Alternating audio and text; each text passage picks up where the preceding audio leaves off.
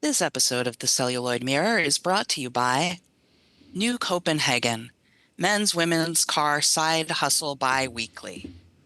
If you need a bi-weekly about women's car side hustles, written by men for the New Copenhagen community, physically and spiritually, then you need to check out New Copenhagen men's women's car side hustle bi-weekly right now. New Copenhagen men's women's car side hustle bi-weekly is now also available as a tri-monthly digest for our customers who need that. And as always, with all of our sponsors, this one you need to subscribe to. So should you wish to either purchase a single copy of New Copenhagen men's women's car side hustle bi-weekly, a single issue or a subscription, you should simply head out to Route 13, find the Bennigans, go behind it. You'll find the offices there where you can make a request for a single issue purchase or a subscription to either New Copenhagen men's women's car side hustle bi-weekly or our brand new tri-monthly digest. New Copenhagen men's women's car side hustles bi-weekly on Route 13 behind Bennigan's.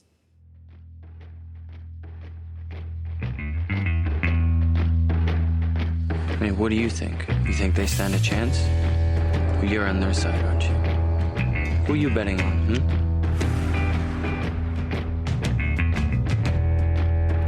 Magic mirror on the wall. Who is the fairest one of all? Look at these lies. One shall stand, one shall fall.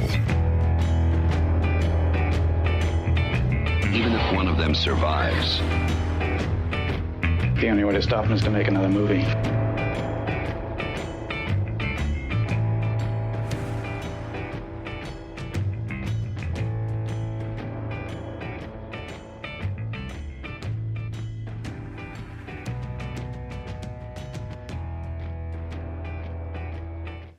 Welcome to the Celluloid Mirror. I am one of your hosts, Sean Mannion.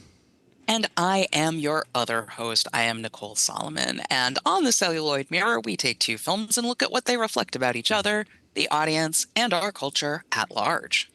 And how are you doing, Sean? I was going to tell people what we're going to talk about, but if you want to go with our format, fine. Fine. No improvisation here. What are we discussing? We have improv clearly delineated in the show document in one more thing, and then we can improv at the appropriately designated time. But before that, I'm just going to tell people that in this episode we're discussing Paul Norman's Ice Cream Man and Steven Spielberg's AI, Artificial Intelligence. We're going to start out by giving you all a brief synopsis of each film, and then we will discuss our responses to the films, what they say about each other, and wrap up with a bit of the critical response to both films. Fair warning, if you have not seen one or both of these films, which again are Paul Norman's Ice Cream Man. That is the Paul Norman Ice Cream Man. From 1995. Or Steven Spielberg's AI. We are going to be talking about the full movies. There will almost definitely be spoilers. Consider this your warning. Both these films are available to stream many places right now, including free ones. So go watch them. They're both. What are you doing not watching these movies right now? I mean, they're probably doing lots of stuff. What are you doing? How have you been? I'm fine. It's been I've been to more movies this week. I have not been and seen quite as many of the new films coming out. And this week I saw two of them, which is more in a week than I've done in a minute. I saw The Odyssey finally. I have notes. And I saw Greg Araki's new movie. We talked about Greg Araki's new movie a couple weeks ago. I Want Your Sex with Olivia Wilde and Cooper Hoffman, I think his name is. And I see him, I just think it's Philip Seymour Hoffman's baby. Sure. Right. Yeah. That's the important part. He's not. He's good. He's good in this. He was good in The Long Walk. I liked Licorice Pizza. There's definitely parts of this new movie that are referencing things around that, or at least I think they are.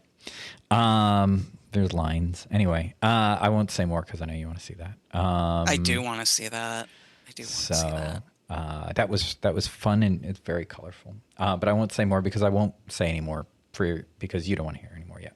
Because you want to. I don't want to hear anymore. I so don't. Yeah. Otherwise, it's been hot. How have you been doing? Well, I just got back to New York City, Sean. I wasn't here for like 2 weeks. It was nice. Man. Why would you? I mean, and I love New York City probably more than any place else in the world, but it's also really nice to not be here. I was with like the deer and the foxes and groundhogs. I was just watching like a nature tableau. I did watch some movies though. I did watch some recent movies that were streaming. I actually watched a bunch. I watched The Last House, that movie everyone hates on Netflix. It's like Lovecraftian sea creatures. Oh, you were telling me about this. Yeah. Should have been that movie killed me because it could have been. I actually liked like the premise and nothing about the execution. I won't. It's the director of Fast X and Now You See Me, and those are two movies I love. Oh, but what's his name? Louis Leterrier? It's an LL name, I know. Yeah. Louis Leterrier, also the director of The Incredible Hulk and the first Transporter movie. That's it. These are great examples of why he was not the right director for this material. Yeah, he's one of those. I think he was. What's his name? Basson's like producer for a while, and then he got into directing. Oh shit, that's all right. I'm not going to go down that rabbit hole. The other things I watched were Devil Wears Prada 2, which I enjoyed. I was planning to watch that with other Sean because it's relevant to his life because it's all about the collapse of media. Sure. And he's a reporter. He thought maybe it would be too depressing, and I actually think that was probably the right call. The other thing I'll say about that movie is I was extremely excited that they used the song Walk of Fame by Miley Cyrus featuring Brittany Howard so prominently in it, because that is a song you probably didn't pay attention, but it was on my Pop Girls 26 mix on Spotify, Sean Mannion. I was pushing that song on people and they didn't want to hear it, and it's so good. Devil Wears Prada 2 understands. I don't think I listened to that playlist. It's important. Also, the song featuring Naomi Campbell is really good. People slept on that album and said it was bad. And if you're going to listen to any Miley Cyrus album, I think it should be that one. But the other movie I saw, that's the one I'm the most excited about. And I recommend to you, but I don't think you have HBO anymore. I was watching on someone else's HBO, is Bang My Box, the Robin Bird story. That is also relevant to you because it's about cable access. Okay. In Manhattan. Do you not know about this? You'll be interested. Robin Bird was in New York City. Oh, I've heard about this. Yeah. She had a cable access porn show. It was legendary. Time Warner tried to kick it off because of Christians, and it went to the Supreme Court. So she is also a free speech hero. Right. And this is live, and I don't know who's watching or whatever. Nobody, I'm assuming. But I will say for the deep fans of the show, they'll be able to pick up what I'm putting down. One thing about Robin Bird is in her many wonderful business dealings, she did have a small phone sex empire where she owned a number of phone sex lines that she contracted a service to answer. We may know some people who answered Robin Bird's phone sex lines, and may have been occasionally with people who know what it means being like, I was one of Robin Bird's porn pals technically, and has been eating out on that for almost 3 decades. So that's a fun thing about that documentary as well. It's good. I highly recommend it just to anyone who's interested in like what the fuck is happening in media, Right. like television, cable access, like the FCC, all these things. This is one woman's story about like dealing with that shit over a long period in the New York City, like cable access TV world, which is one that Sean and I both work in. And Sean has more experience in the Manhattan side of that, which is what I she's dealing think with. one of the things, though, with that is because I remember this coming up, and that, as I recall, and I didn't watch the documentary, as I recall, she was part of what was originally part of what was a predecessor to what the current access system is. She was part of paid access, I think, which is a little bit different than the stuff that we work in, which is community access. But there's like a lot of overlap there. But there was, and I only kind of know about this because people would hear where I worked, and then, especially the former place I worked, and then they would like, oh, is it this?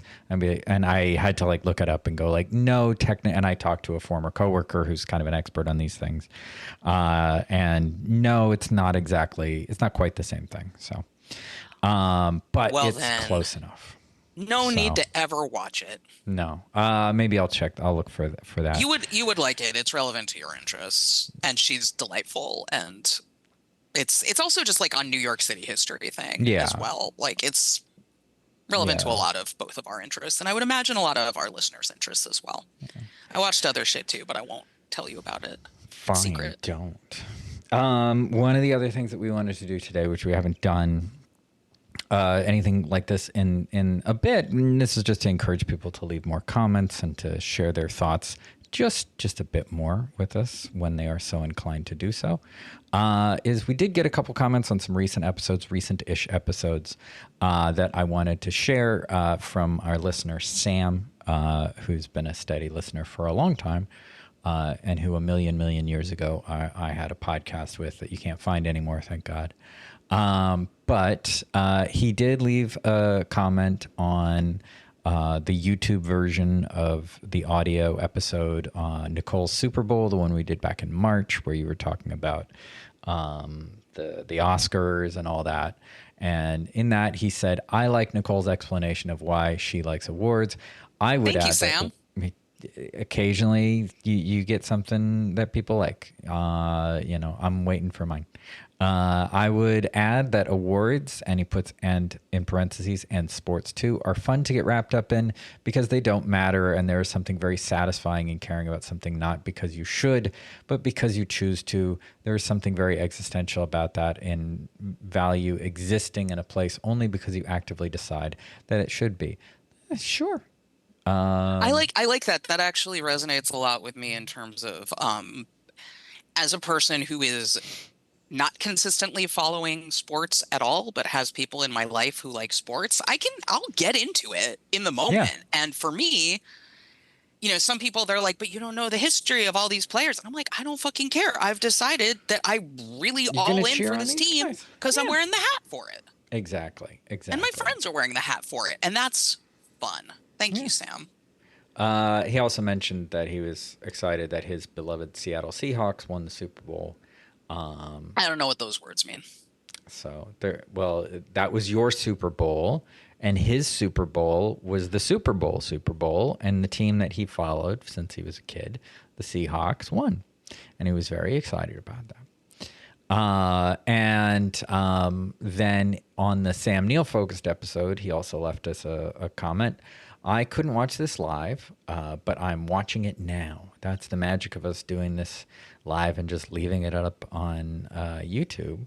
I'm glad that worked out. I think it's handy in that sense. Nicole is much funnier than Sean in this one, but Sean has a better beard and gave me some fish, so that's basically a tie, I guess. Yes. What's wrong with my beard? You think it's easy to have an invisible beard? You think that's easy, Sam? I do. I think it's easy.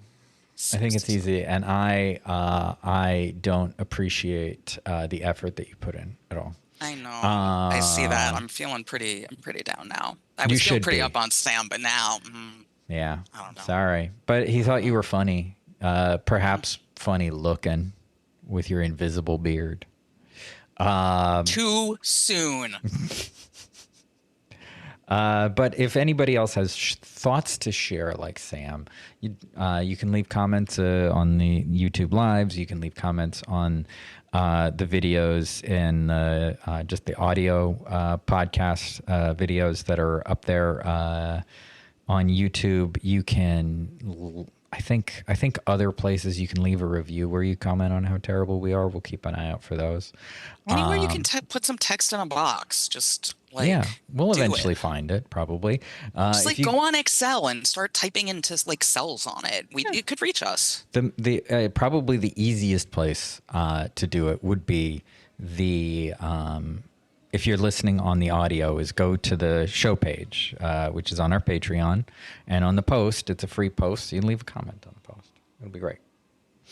It'll be so great. Exactly. Maybe you become a free member of the Patreon. Like you won't. You don't know how good it's going to feel till you try it. Exactly. And then maybe after you become a free member of the Patreon, maybe you want to give us like $1 a month. Maybe. That's not usually how that goes. Or $2. I don't know. $100. If you give us $50 a month, actually, you'll get some cool stuff. There is like cool swag stuff that we should probably like. I think you get a hoodie. Yeah, there's a hoodie. There's a mug. There's a People poster have actually for my gotten the movie. mug.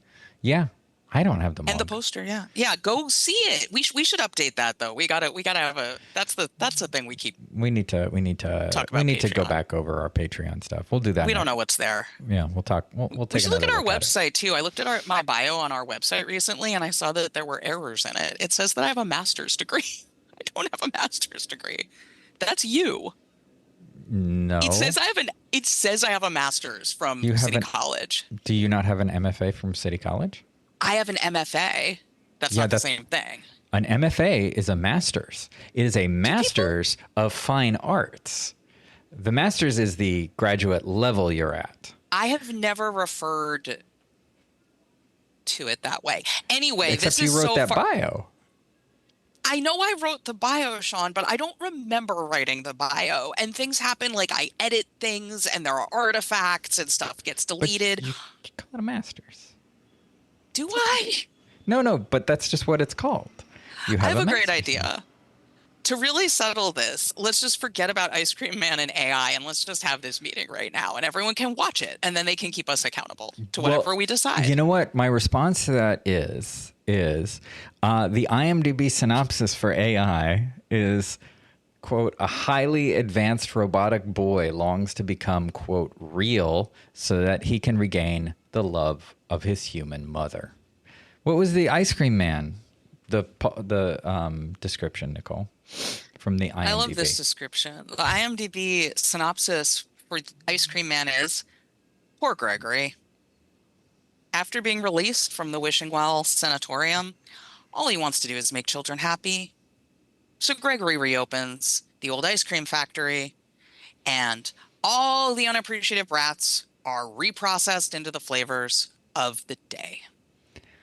So, Nicole, what did we think of these films?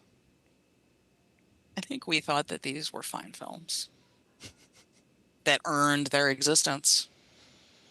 That's what I thought. I've seen AI a few times. As Sean and I were talking off mic earlier, I did not like it when I first saw it. When it came out, like a lot of people, I thought, this is halfway a Kubrick movie and halfway a Steven Spielberg movie and does not work. And then when I revisited it some years later, I was like, I think I was actually too hard on this movie. And I just was not set up to watch the movie that Steven Spielberg made. I thought it was going to be something else. And then, since then, it's just basically gotten better every time. Like, I think it's a really good movie. I just think that it's kind of like a sci-fi domestic horror film and not like a family fantasy of it. Like, it's not for kids. It's just not.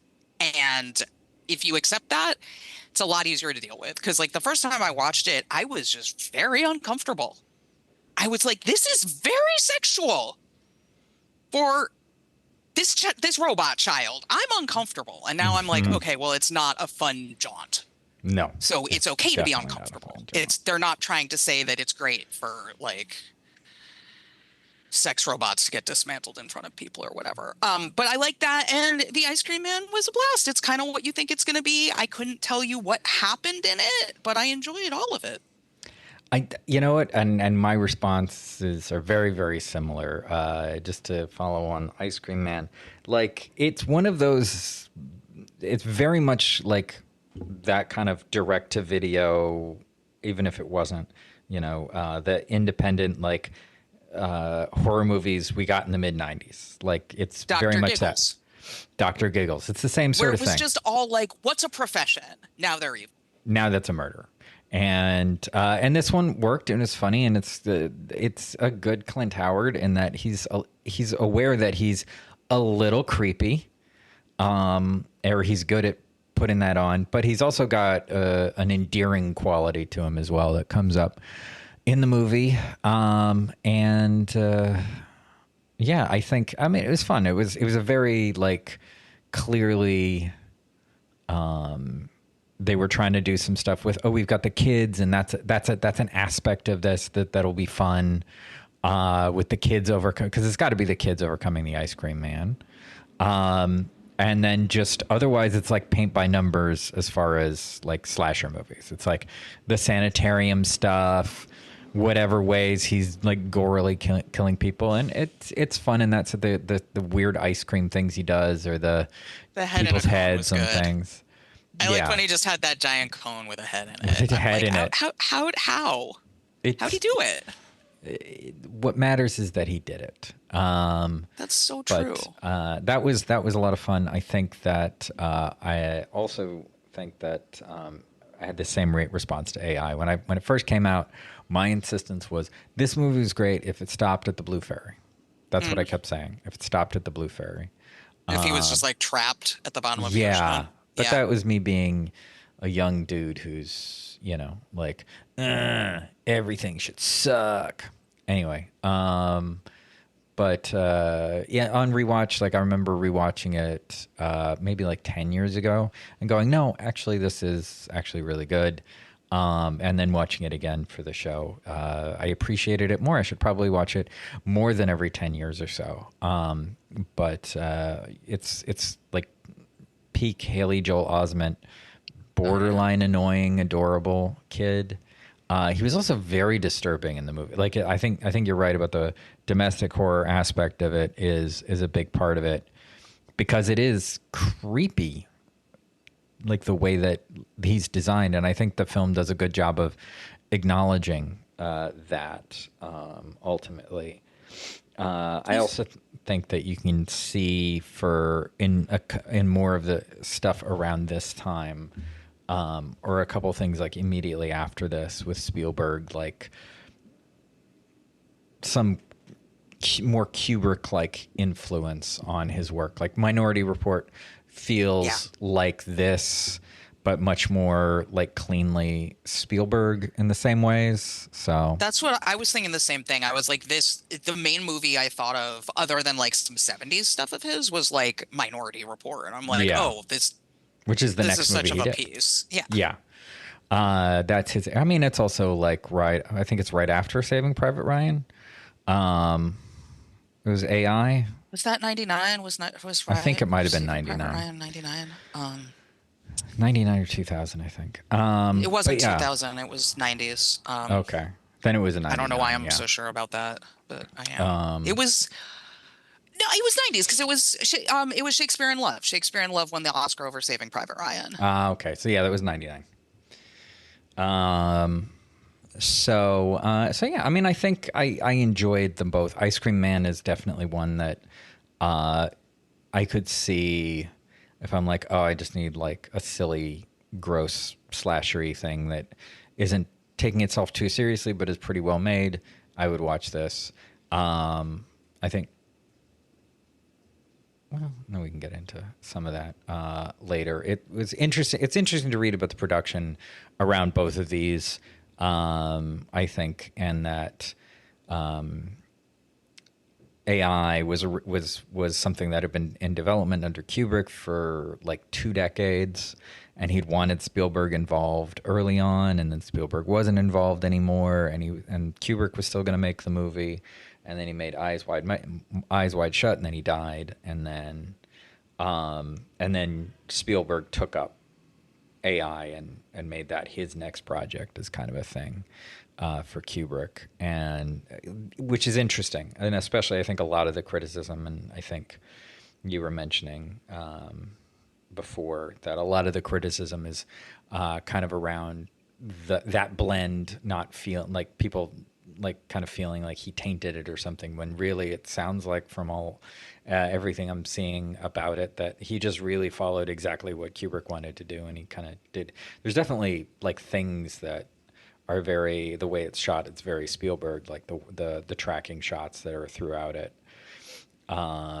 Especially when It's you shot get to really the well. carnival, or the flesh fair, excuse me.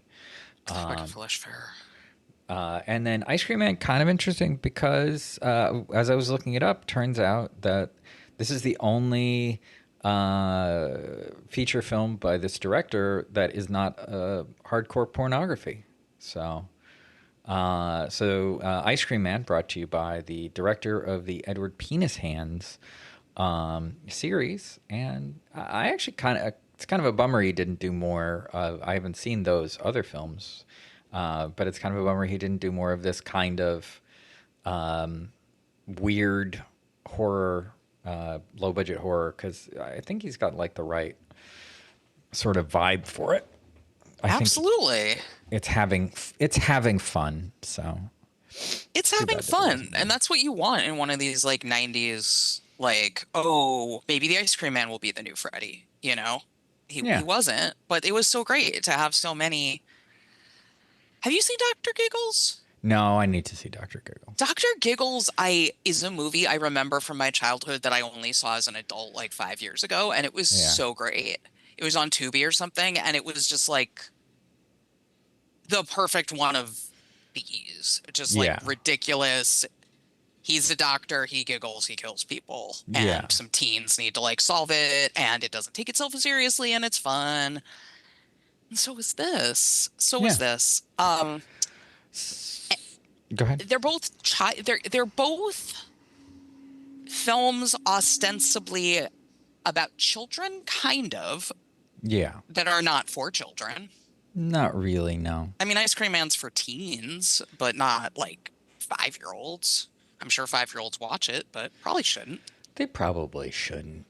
Parents let their kids see a lot of shit they shouldn't, which is funny to me to be fixing my face to have those words come out of my mouth, but I mean it.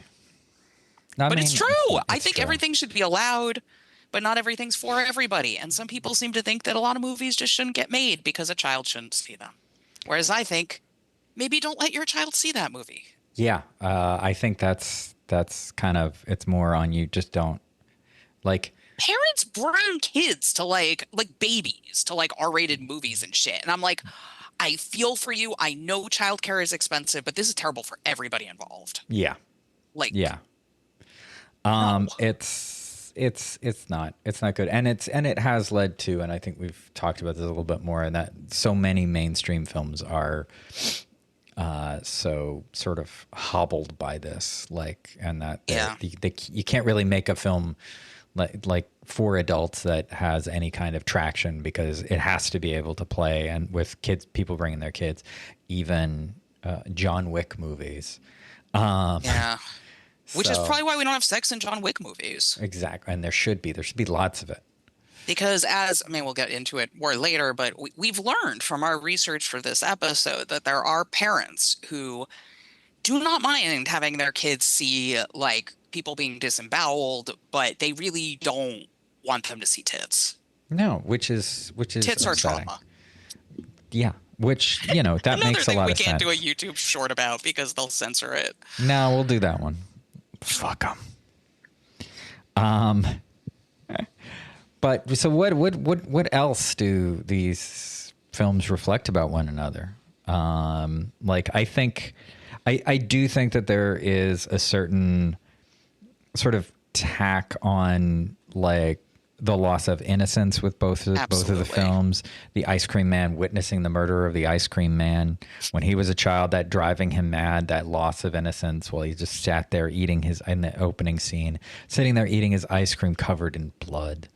And now that ice really cream breaking has him. been corrupted. Exactly. Ice cream Ice has been cream has corrupted. lost its innocence, and the children lose their innocence because of the tainted ice cream. Yes, and I think the other side of it, in AI, I mean, that's the whole movie, is actually that he doesn't ever really lose his innocence, and there's a certain purity to David, that is, and he's a little creepy, but it's that purity, that that simplicity. And I am having way too many thoughts about AI now. There's a lot of stuff going on in AI. There's so much but going on. But I think we can loop into what some of those things are if we talk just briefly, and we will talk more about. But we will talk briefly about. Hey Nicole, why did we choose to pair these movies? Why did we actually choose to talk about these movies? Well, you suggested it because I shared with you that something I had been doing recently was indulging in a hobby of going on Reddit and reading things that people post. And what people were posting on Reddit during this period of time was mostly about a new movie that just came out called Ice Cream Man, that for the most part, at least, people don't seem to think nailed the landing as well as the Clint Howard film by the same name. It is not a remake or a reboot of the Clint Howard film by the same name, despite having many, many, many story similarities. But it's, I mean, fine, I'm not make another Evil Ice Cream Man horror movie. That's fine. Nothing wrong with that. Nothing wrong with that. The problem with this one is that people seem to universally think that it is terrible and also controversially involves generative AI. And so I was seeing what people were saying about this on Reddit, and it was very striking to me that there was so much consensus. There were days and days in which I could not find a single positive comment about this movie made by anybody who had seen it. I saw positive comments by people who had not seen it and were calling other people haters.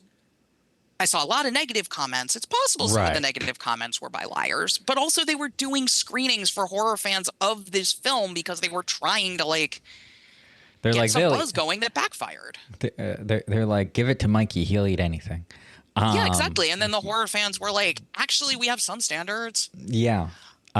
So I told Sean this, and I said, if you need Christmas in August, you can just go on Reddit and see somebody you don't like getting shit on. And sometimes we all need to do that. And Sean was like, maybe we could talk about it on the show. Maybe we could do the Clint Howard Ice Cream Man and Steven Spielberg's AI. Exactly. And so we can talk about this, but we can also talk about those movies.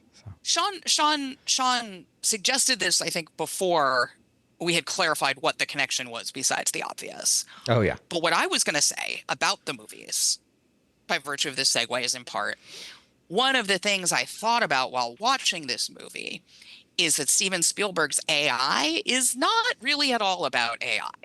That is not thematically what it's about. It's about people. The AI is there, and the aliens are there as outsiders so that we can look at stuff about people, right? The aliens are robots. They're the future. Whatever. They're the future robots. Right. And it's about, I mean, to me, it was more about humanity and history and things like that. And that the history of humanity is basically largely contained in this one computer of this kid. And the way the kid was designed and perceived humanity, right, is going to define what this history is going to look like. And I think those are the themes that this movie's about. It's not really about technology at all. No, I think it has a lot to do with, I do think it is working around the question of, and I mean, it's right there in the beginning when William Hurt is talking to all those people in that way that extremely rich person talks to any other human being. But like nobody in the actual tech world has these kinds of conversations. But you know, when they're talking about like what is actually going to define him as, and it's even like his quest, he wants to be a real boy, he wants to be real. And it's that question of like, will the parents love them back because they're a thing, they're a robot? And I think the question is answered, I think, immediately. Like, she does love him. Like, she gives him up, but she gives him up because, which I don't think it's the right choice, but she sets him free essentially because she doesn't want him to be destroyed, and she knows that like the way that this is set up just doesn't work. Like, yeah. And I think it's there. I think by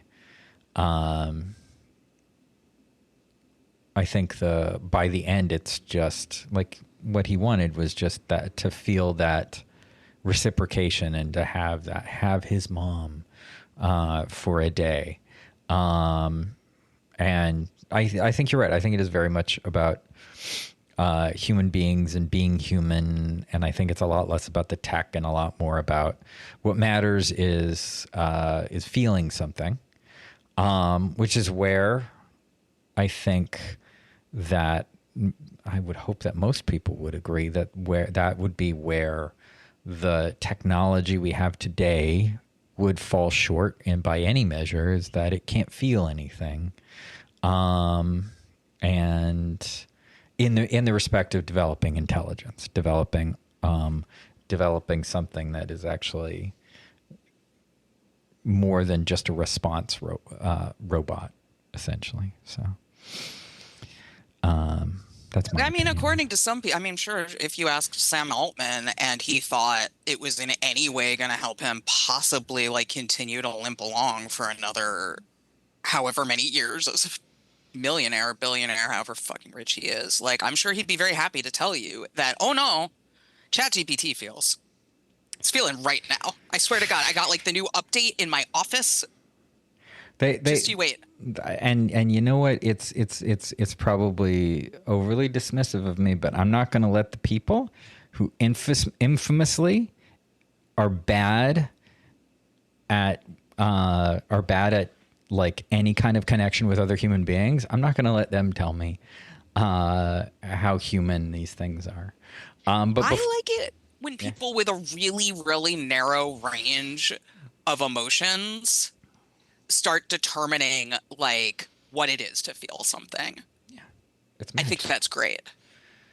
People whose emotions are like greed and annoyance, sleepiness, not even horniness for a lot of them, like just really limited. So it's anger, low self-esteem.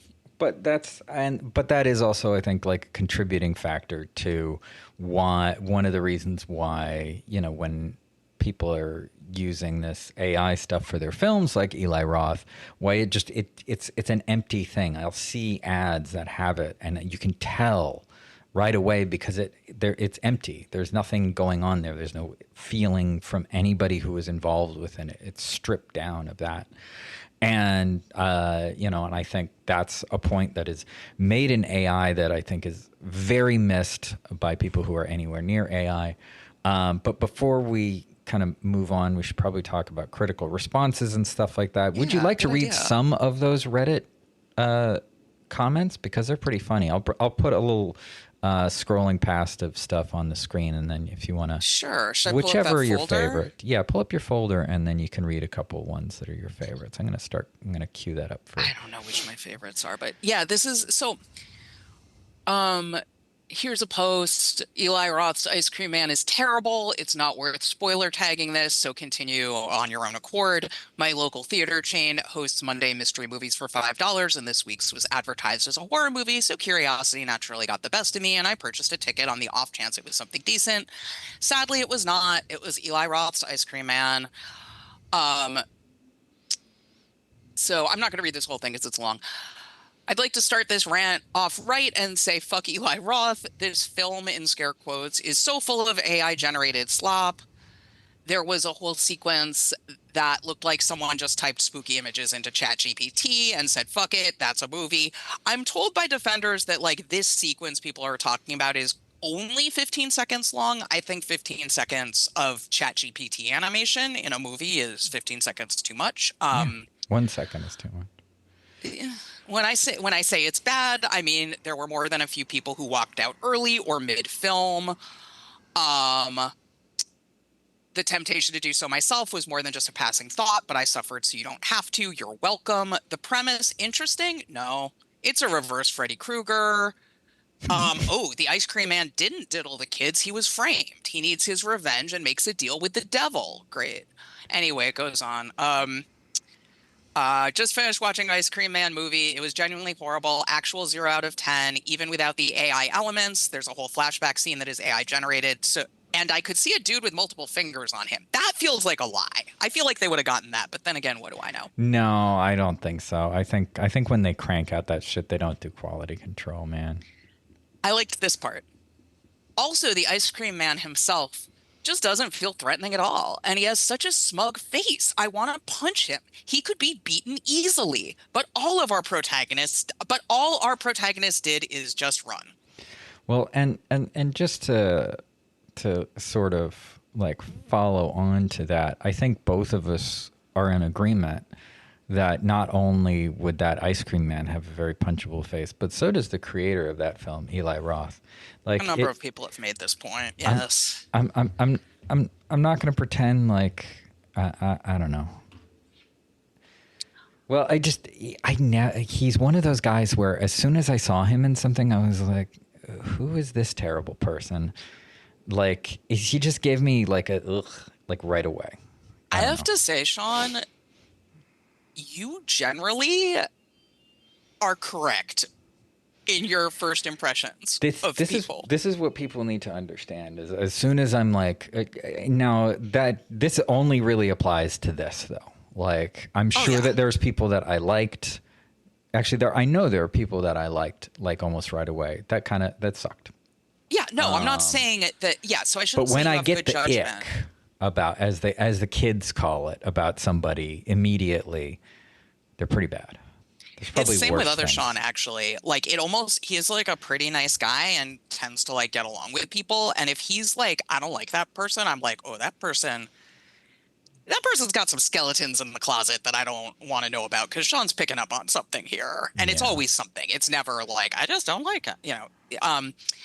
It's hard to put a pin on it sometimes. So, yeah. In this case, I really want to give you credit for this because I need to be honest. I need to confess something. Everyone's confessing again. Madonna's doing confessions on the dance floor too. I'm doing confessions in the Zoom. I need to get more sleep because what the hell am I talking about right now? Anyway. You're making a confession about Eli Roth. Yeah, you know what my confession is, don't you? I have an idea, but I want to hear you say it. It's kind of a two-part confession. All right, give me part one.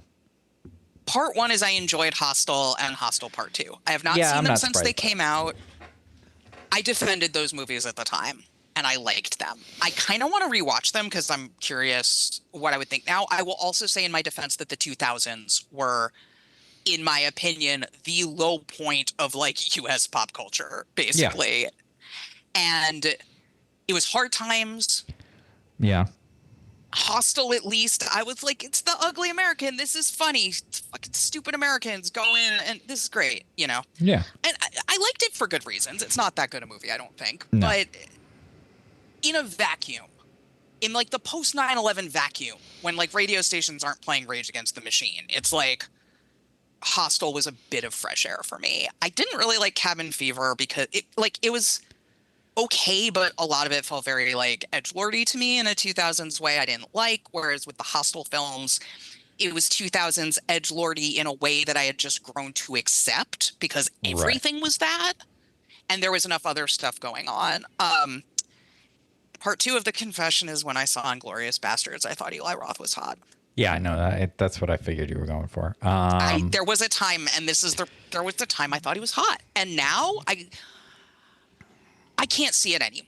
Like now when I see him, I just want to punch him. He has that like, what's his face on Mad Men, like punchable face kind of. It's not that kind of thing. And also I know more about him now, and I know I'm not gonna. It got worse when I heard him talk. Yeah, it's always worse when he starts talking because he's got nothing good to say. Imagine him and Quentin Tarantino like talking about exploitation movies together. That's a room I would never want to be in. No. That's like. That's even worse than what Fiona Apple. Fiona had to deal Apple, with. yeah, he got her off coke. He's gonna get me off movies if you put the two of them together. It's true. Nothing can make me hate a movie or just filmmaking, like hearing those two. Point being, he's a bad person. He says terrible things. He has terrible politics. Has said terrible things about Greta Thunberg. Yeah. He also, I'm not going to spread rumors, but I will say I have heard stories. And I bet you have too, Sean. And I bet if more than 3 people listen to this episode, some of them have too. And I'm just saying, if you hear enough stories about a person that follows a particular kind of pattern, you start to think that, you know what, I'm guessing at least some of these stories are true. And they're about him being sleazy and scummy. So I'm not saying anything criminal. I'm just saying sleazy and scummy. Which is enough. It's not enough. But you know who's not sleazy and scummy? Who's that? Is the Ice Cream Man. So let's discuss what the critics had to say about the Ice Cream Man. Do you want me to read these? Sure, read them. All right. So Ice Cream Man, not on our usual Metacritic, unfortunately. But according to Wikipedia, film received mixed reviews upon release. I'm shocked. We've got a couple of quotes here. One from Stefan Berger-Steffens. The utter weirdness of everything makes the film delightful. Add on Clint, and you got a bona fide cult classic. I can agree to that. And then from Robert Scucci on Giant Freakin' Robot, we've got 1995's Ice Cream Man follows very similar beats to Dr. Giggles, but makes one fatal mistake. It plays like a young adult movie despite its R rating. It does have kind of a, like, they were almost trying to make it too palatable to potentially like, maybe kids will see this. Maybe we'll want to aim for something more like Monster Squad or something like that, which it had kind of vibes of. But it's way too graphically violent. Oh, yeah. Well, no, they didn't have a good handle on it, I don't think. So I don't mind, honestly. I have a real soft spot for ridiculous horror movies that skew YA, honestly. Yeah. That's comfort foodie to me. So if it's weird enough and not like, oh, this movie didn't get to be what it was supposed to be. Yeah. Like, I don't know. I kind of feel like this was exactly what it was supposed to be, so I'm fine with it. I think so. Would you like to read the Letterboxd half-star review? Sure. Eamon Reviews said on Letterboxd that this movie completely melted under pressure. A total rocky road from start to finish. The acting was completely vanilla and bland. Pure garbage disguised as a sweet treat. Part of what I loved about this is that I was expecting it to rhyme and it didn't. Yeah, it kind of seems like it should be rhyming. But they did a good job like executing on their like puns. It worked. I was like, it's very entertaining. You did it. Good follow through, Eamon Reviews. Yeah. I mean, I don't agree, but that's fine. I'm not mad at you. Yeah, I think it was I think the acting wasn't particularly vanilla or bland. I think it was very over the top. If anything was a rocky road, it was probably the acting. But yeah, no, it's fun. And then there's from what I can see, an absolutely epic 5-star review. I'll give that a read here. Let's see, what do we have here? We've got. I wanted to revisit this one. This one, if you're watching the video, apologies, the text is incredibly small. But like, whatever. I'm reading it out loud. Small. It's super tiny. I was just like, let me squeeze this all in here. Enhance. Enhance, zoom in. I wanted to revisit this one before watching the new one later today. Yes, I know it's apparently terrible and AI generated, but I'm watching it anyways as a horror lover and a cinephile who doesn't back down, no, not matter how bad a film is. I mean, I watched Animal Farm in cinemas for good sake. I need to see that. I'm very curious about what the fuck they did with that. I'm a little curious. I'm curious. Anyways, this is still my favorite B horror films like it was when I first watched it. It's a bit of a meme among myself and my friends, so obviously I have a unironic appreciation for it. Fair enough. Plus, Clint Howard, in my opinion, is incredible in this. I mean, he is expert at being unironically funny and being genuinely creepy. Plus, so many of his lines I find extremely quotable, among others in the film. Fair. The only problem was the version I watched, much like last time, was edited and randomly censored and added a black and white filter. Oh, censored, I think. Censored, I'm guessing? Yeah. Yeah. Other parts, but even then, while it didn't expect the film slightly, it added... The film slightly, it added to randomness that this film has. Okay. Agree. Just in my opinion, an enjoyable B-horror movie, and will likely be much better, I assume, much than the new one. Well, at least I'll see later today. Horror Lover 325. Did Horror Lover 325 find out later that day? They did, and they left another long review for Eli Roth's film, but they left a half star as opposed to the 5 stars that they gave to the OG Ice Cream Man. So they said, and we're not putting this on screen, but it's because it's also long. Why do Doubting I commit? your commitment. Why do I never back down?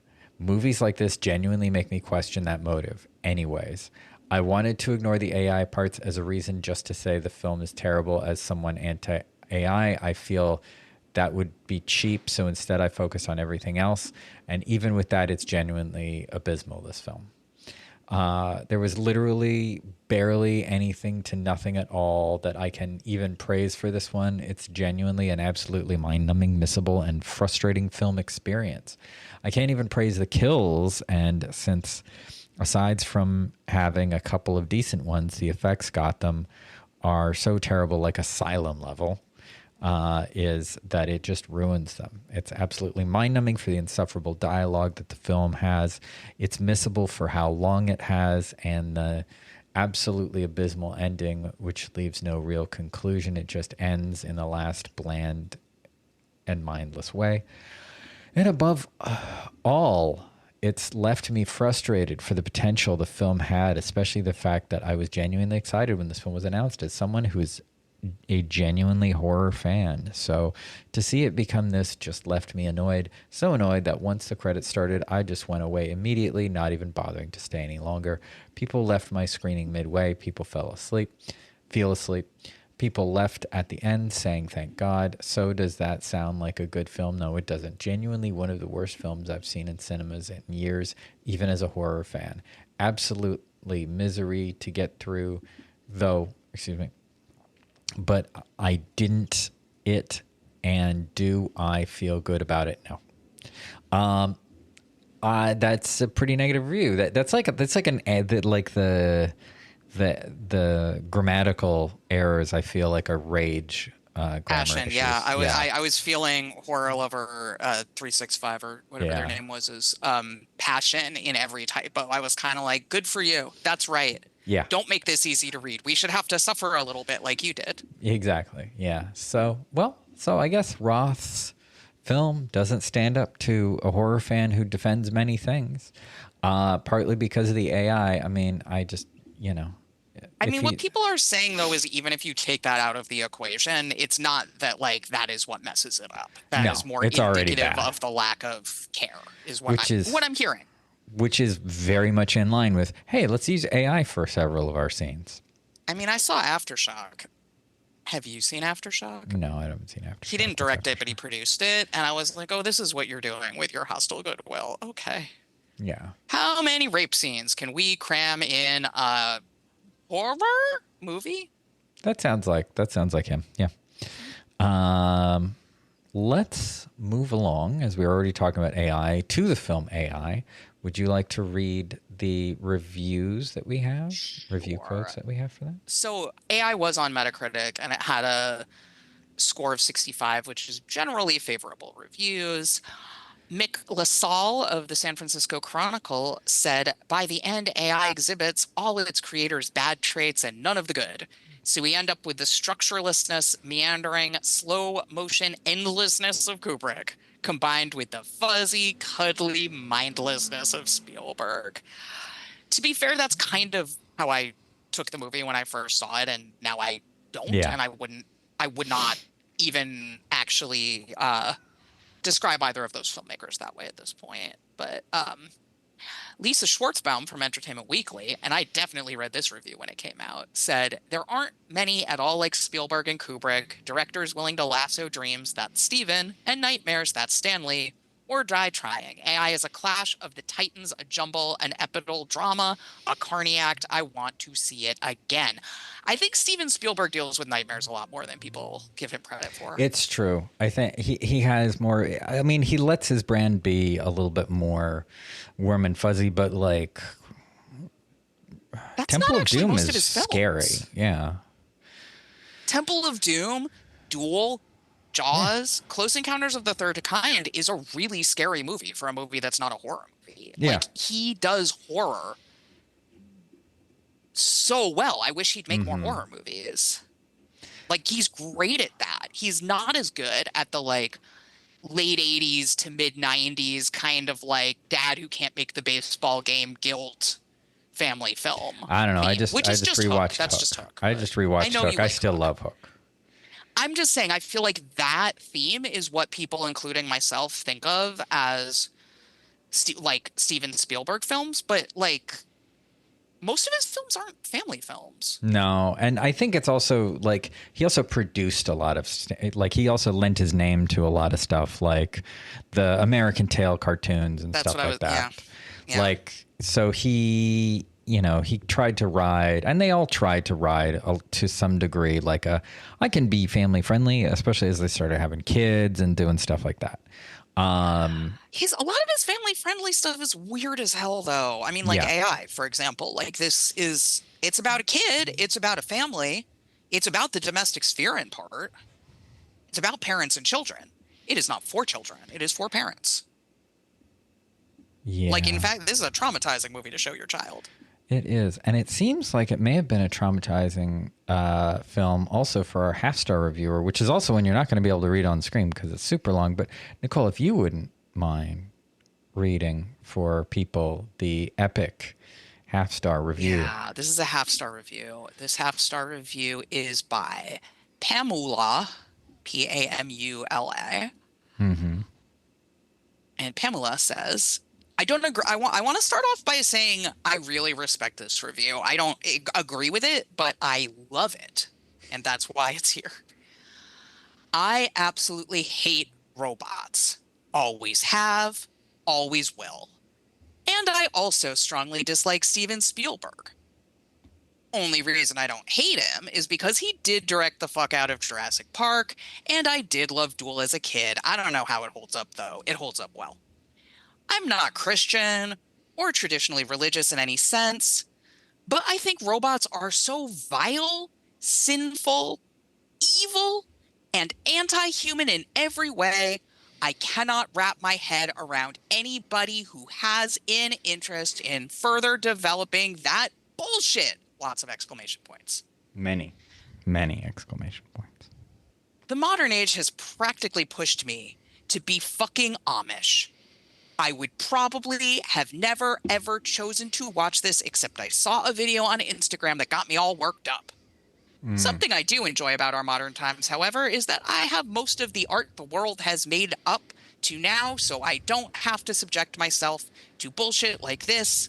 But sometimes you have to challenge your tastes. That's a theme this episode, I think. People trying to challenge themselves Yeah. and see things through that are difficult. It's challenging. This was pushing my limits as far as they could go, to be honest. I also hate child leads and Robin Williams.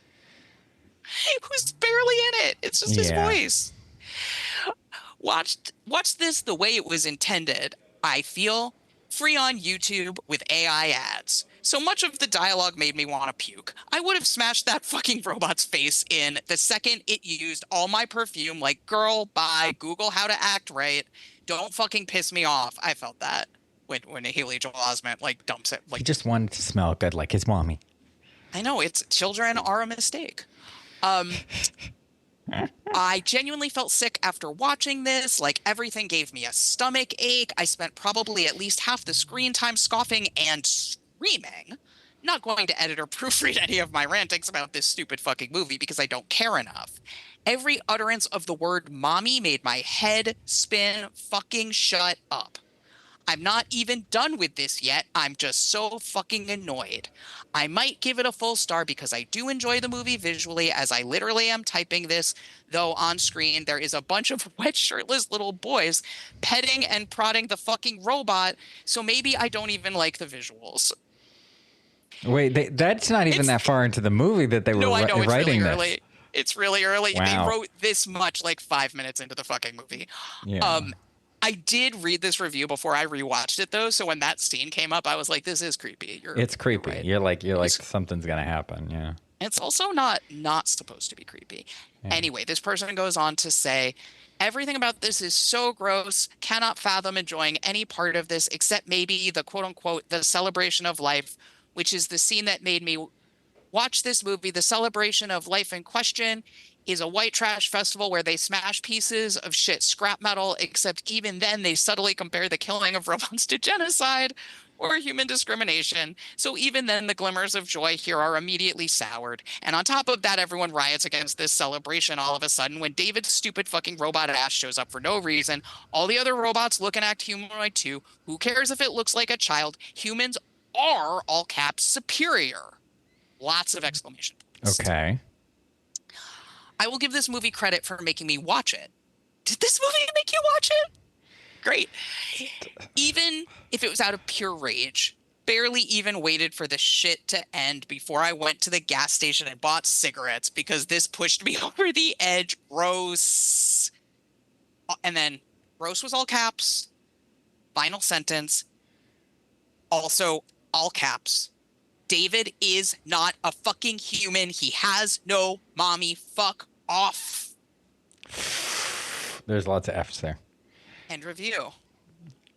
That's it. That's quite the. That's an intense review. I mean, I also hate the robots. You know, I love that the Flesh Pamela Fair shared with us so much. Yeah, and the Flesh Fair is a fun scene. This time, I actually like. I had like a little moment of, because I don't normally. I was like, wait, I know who that band is. Like just from the sound of them, I was like, wait, that's Ministry. It was Ministry. Ministry plays the Flesh Fair guys. Yeah, I'm not even like that tuned into, even their music, but I was just like, wait, that's got to be Ministry. Like late '90s, early 2000s, that industrial sound. That's who they're going for, and it was fun. Do you want to read? Do you want to read the 5-star review? Yeah, I liked this review a lot too. It's shorter. It's a lot shorter. It's a lot. But it says a lot. And it's from Ethan or Ethan or Evan 690. Or Eton. Oh, it might be Eton. It might be Eton 690. I don't know what I'm feeling or how to feel about it. I loved the slutty man and the aliens. Both are sexy, not gonna lie. That's weird. That's me saying that's weird. I'm judging you. I loved the slutty man think and the the man was aliens sexy? both The are robot sexy. No, the aliens. I know. Cannot believe this movie came out in 2001. I can. I was there. I don't know what they mean by that. Like, it seems newer. It seems older. It's ironic that it was 2001. Like, I think it's because it looks so good. It does look good. The compositing and the effects. Way better than anything we're seeing today. Yeah, because it's when he they were doing cared. this. Well, because he cared, but also because they had no choice but to give them the timeline in which they could actually turn something around. Unlike now, where all of these places, like, you know, when people complain, well, why doesn't it look as good? Because back then they had no choice but to take the time to make it look good. And now the now studio's like, we need the Cats trailer by November, whatever, because it's going to be a Christmas release. And that's why that VFX department had to like put 95% of the effort into just getting the trailer done. Yeah. And And it's like, well, we don't, as if the trailer looks okay, but it didn't. They're like, it's fine. The movie can look like shit. Judi Dench doesn't need to have pause. Like, it can just, it's fine. And that's what makes that movie a classic. I can Much like appreciate it for what it is, but I found it extremely like disturbing to watch it. It was upsetting. Anyway, but AI wasn't upsetting. The use of AI in movies like Eli Roth's Ice Cream Man, which I am not going to bother to watch, or even look at a trailer for. I watched the trailer. I watched the trailer on YouTube, and I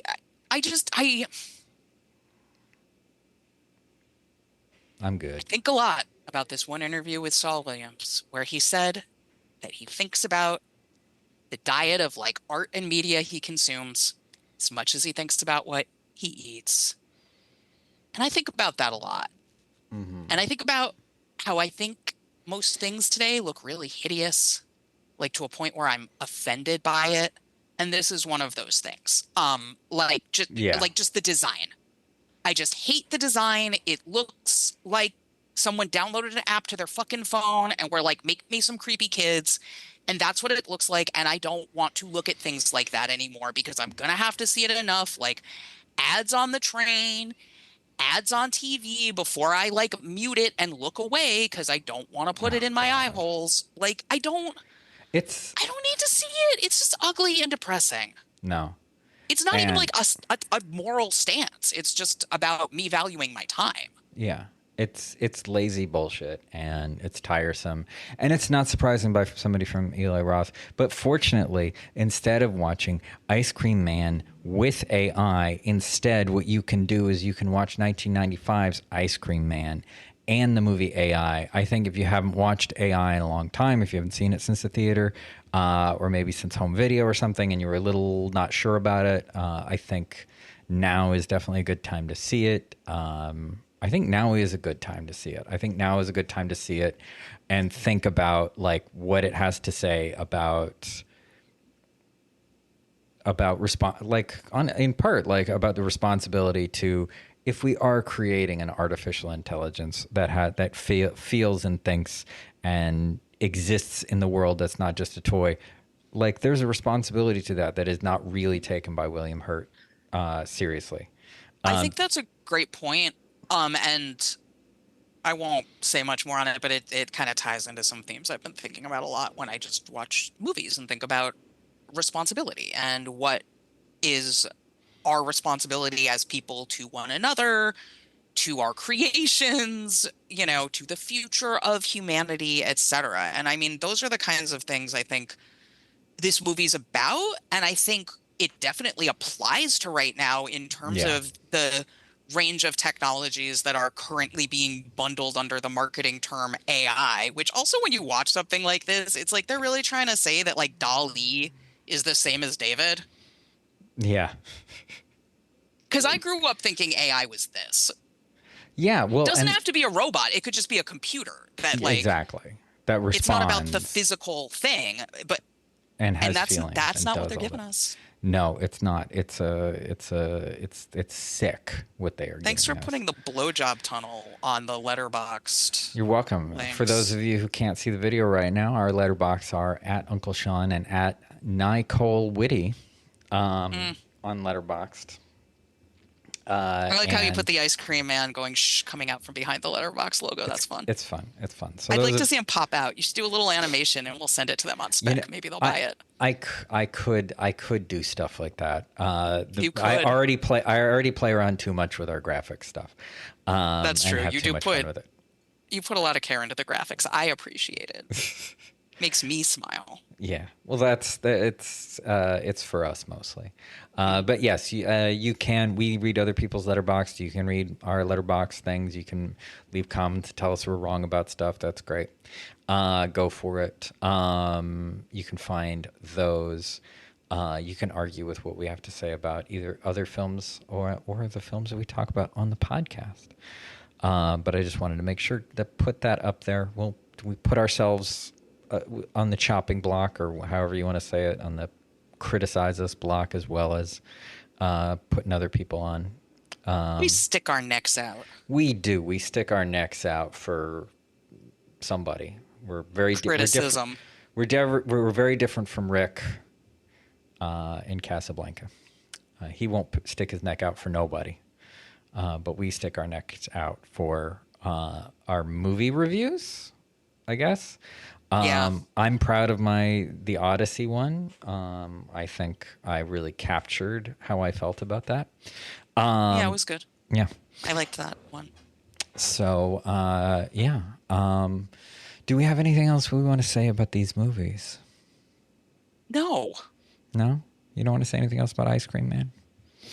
No. I kind of want to say some things about AI, but it's too much. And I'm thinking about, we got to do Danny Boyle's The Beach sometime, because that's a movie I watched 6 months ago, and it's not that it was that good, but I keep thinking about this one aspect of it. And one thing nobody's done recently is watch The Beach.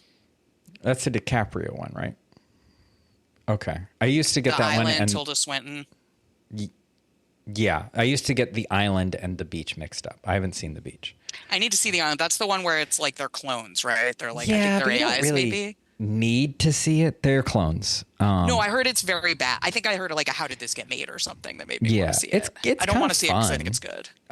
It's one of those like things where this is fine. It's a Michael Bay movie, so it's fine. But you get Ewan McGregor. He's good. Even when he's in like bad Ewan stuff, McGregor. he brings stuff. Maybe we'll figure out something to do with that. We'll figure out other things to do. We'll figure out what we're doing next week, and we'll post that on the. What I'm doing right now, Sean, by way of segue, is I am melting like an ice cream cone. There you go. Because I'm in the room and I turned all the things off, and so. All right, it's a little hot. Yeah, full circle. It's a little hot. Full circle. Well, with that, we'll come full circle to ending the show. And we'll say goodbye. And we'll see you guys again eventually. We'll see you eventually. Goodbye. Thank you so much. All right, Have a bye-bye. great rest of your week. I'm so good. The Celluloid Mirror is a production of 4 Mile Circus and is hosted by Sean Mannion and Nicole Solomon. Learn more at 4milecircus.com. To keep up with the next episode, make sure to subscribe and click that button to get reminders. You can also join our Patreon at patreon.com/4milecircus. All the links are below. Our opening and closing music is Twisted by Kevin MacLeod. You can find his music at incompetech.com.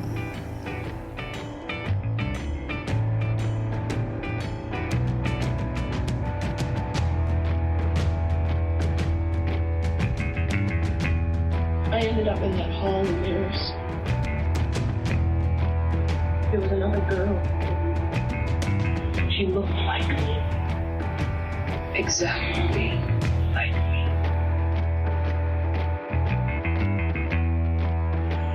Can you come with me in my dreams? That'll do, baby. What happens when the story dies and the evil is set free?